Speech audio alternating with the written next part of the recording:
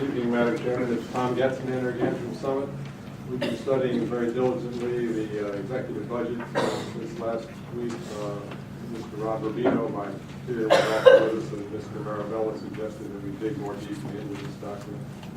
So the question I have tonight is, looks like the aggregate county tax levy last year raised to the nearest $1,302 million. That was the amount of taxes collected.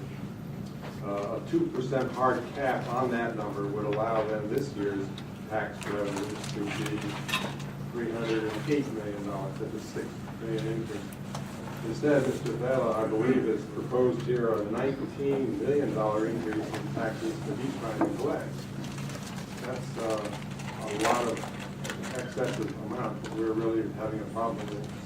Now, admittedly, the county faces a big revenue problem. It's a non-tax revenue problem that's such a big. But please, don't make up the shortfall by raising property taxes. Instead, cut your expenditures.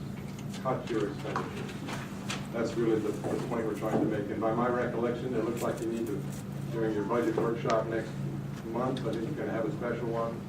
If you would please consider taking $13 million worth of expenses out of this executive markup. That would enable you to live once again back within the 2% hard cap. And I would point out, Madam Chairman, that Summit is your biggest taxpayer of all the 21 towns, even including Westfield and Elizabeth. So please do pay attention to your largest constituent, namely ourselves. Other counties like Morris have already announced that their freeholders are going to not only target to be flat, but actually have delivered a flat budget. And that's how they did it, because it's pretty remarkable. They did go ahead and, I think, reduce voluntarily their open space contributions, as I've suggested several times before. If that's part of the equation, that's okay too. The point is that someone would like you to try in your workshop to find $13 million of less spending taken out of it.